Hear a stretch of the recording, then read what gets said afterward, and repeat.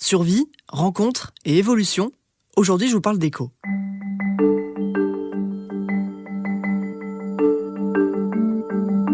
Un jeu vidéo qui m'a profondément marqué, non pas par ses graphismes ou son histoire, mais plutôt grâce à son aspect collaboratif.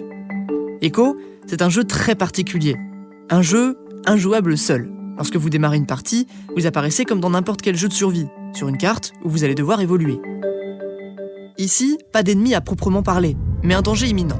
Dans 24 jours, une météorite va s'écraser sur la planète, provoquant la destruction de toute vie sur Terre. «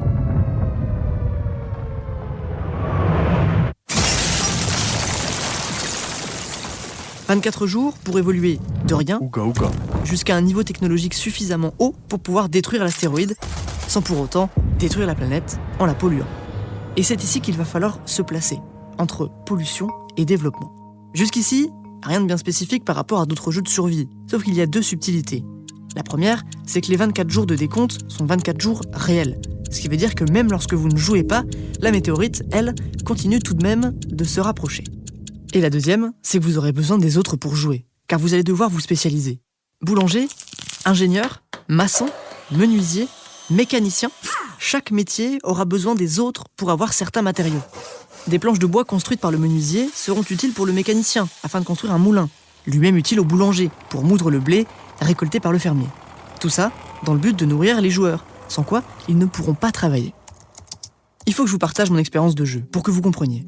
Il y a de ça quelques mois, j'ai participé au projet d'un lancement de serveur Echo. 24 jours donc pour sauver le monde. Et c'en est presque devenu une étude sociale.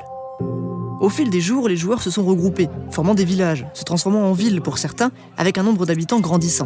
Quelques villages étaient réputés pour leur métier, d'autres pour leurs ressources. Et comme dans l'histoire de l'humanité, sur Echo, également, les territoires ont été convoités, pour le pétrole, pour les minerais. Les joueurs oubliant quasiment leur objectif commun, détruire l'astéroïde.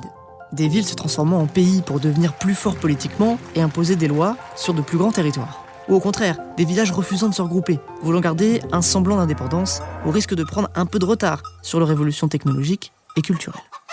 Au fil du temps, vous allez vous prendre au jeu, forcément, d'autant plus que vos compagnons ont besoin de vous. Lorsque j'étais ingénieur sur ce serveur, il fallait absolument que je lance des constructions pour que le village évolue. Moulins, routes, voitures, un vrai rendez-vous quotidien où des inconnus deviennent des connaissances, puis parfois des amis qui comptent sur vous.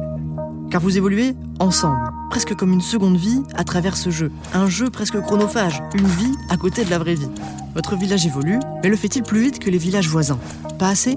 Il faudra alors redoubler d'efforts. Une véritable simulation de l'humanité. Plus qu'un jeu vidéo, Echo, c'est une aventure sociale. Vous allez pouvoir y faire des rencontres autour d'un objectif commun, sauver l'humanité, mais à quel prix?